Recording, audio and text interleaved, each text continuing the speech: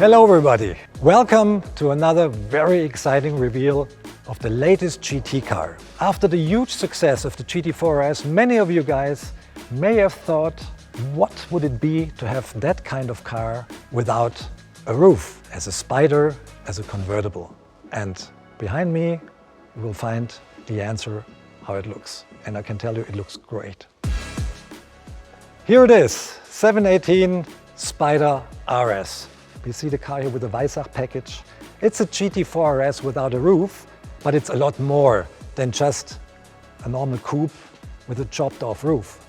It is way more. There's so much technology in this car. There's so many modifications. I think it's the best open air festival a GT car can offer. And we're very proud to be able to present that car right now. So now let's take a look at the car. Beginning at the front, it resembles the GT4 RS pretty much. There's lots of similar parts, but if we start from down below, we see here, for aerodynamical reasons, we have a different front wing, which is a little bit shorter, to get the car into an aerodynamical balance, because we're lacking a big spoiler. So we have to bring the car back into balance. We're doing this with a different front lip, with lots of different underbody modifications, which gives us the right amount of downforce on the car that is perfectly in balance with the rear. If we look at the car here, we have carbon fiber parts everywhere. The hood is carbon fiber, the front fenders are carbon fiber. We have these big nostrils here to get air out of the wheel wells. The wind frame is narrower than on a GT4 RS, Spyder-like, to give it a low profile. You sit deep into the car. What definitely stands out at first sight is the intake system of the car, which is located here on both sides, very near to the co-driver's and driver's head, very near to its ears, making a wonderful induction noise music almost. We call it our music boxes here. All the air that is entering through this system here reaches the engine, which is a flat 6, 4-liter, 9,000 RPM and 500 horsepower engine. Exactly the same engine that we have in the GT4 RS, in the GT3 and in the GT3 Cup race car. And if we proceed to the backside of the car, we see this beautiful ducktail here. Everybody loves ducktails, so do we. Although this is almost a swan tail. It's really huge and it's necessary to keep the balance of the car in cooperation with the modifications we did to the front. We could achieve a zero lift situation even on an open car. Normally, an open car always has a lot of lift at speed. This one hasn't. This is perfectly neutral. A point that stands out for me, and an open car is even lighter than its coupe sibling. This car, at 1,410 kilos in its lightest possible spec, is even lighter than a GT4 RS. And if you leave away the top, and we come to the top later, it's even less, so you end up at 1,402 kilos with a topped-off tank.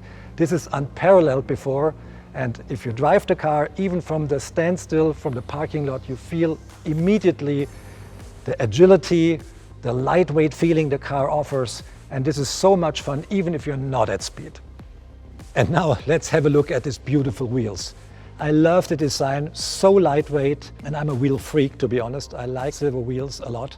And the design is the lightest possible way and the stiffest possible way to make the best lightweight design out of a rim. So it's not because you think it's beautiful, it's purely functional, and it's very much leaned on the design of the wheel from the race car RS Spyder on the Spyder RS. On the front, we see it as well, the car has a very wide stance, so we were trying to fit as much tire underneath the car as possible to give it the best grip and the biggest contact patch. The suspension features the latest technology dampers, PASM system, is a little bit softer sprung than the GT4 RS, so we adapted a little bit to the main use of the car. The main use is enjoy the car on legal roads, up and down the mountains, on curvy backcountry roads. This is exactly how we set that car up, and it works brilliantly. The interior. Race bucket seats come standard. The inserts are either red or Arctic grey. We see the red version here, which looks very hot, to this more cool exterior color. Very good match. We see a lot of components clad in microfiber, in race tags. Even the dashboard, if you opt for the Weissach package, is engulfed in race tags. The steering wheel is, and the shifter as well. Talking about the shifter, we have a PDK gearbox in that car. 7-speed, very, very short gears, and contribute a lot to the fierce acceleration the car offers. The car here is a little bit the luxury version because it features a radio, so you can opt for a radio delete as well, saving another 6 kilos of the car, if you rather listen to the music that is produced by these loudspeakers. Now we have an idea how that car looks without a top. But many of you might ask themselves, how does it look closed? This car is a Spyder, and a Spyder is a car, an open car, that in case it rains or the sun beats down too hard, can be equipped with a lightweight emergency top. And we want to demonstrate how the car looks with the top, but it's a little bit a procedure. We really love to celebrate the procedure. It's not the push of a button. We want a lightweight, really lightweight top here, and it's 16 kilos lighter than the top of a Boxster. Let me introduce Markus Atz, my good colleague here. He was the project manager of this car, and he knows this car at least as good as I do. And he will give me a hand demonstrating how to put up the top. You can do it on your own, no problem. Everybody can do it with a little bit of practice in about 2 minutes. Okay, Markus, let's hit it. First thing, we open the rear lid. You do that for me, please, or we can do it together. Next step,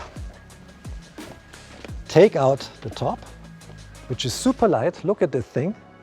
It is, I think it's 6 kilos. We can attach it here to the window frame, and everything is manual here.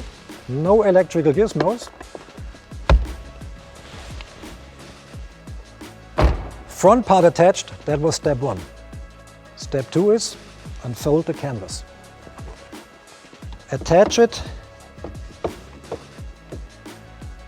We see these cables here. That is step 3. Ensure there's enough tension in the cables. So we hook them up on both sides. Then we close. Step 4.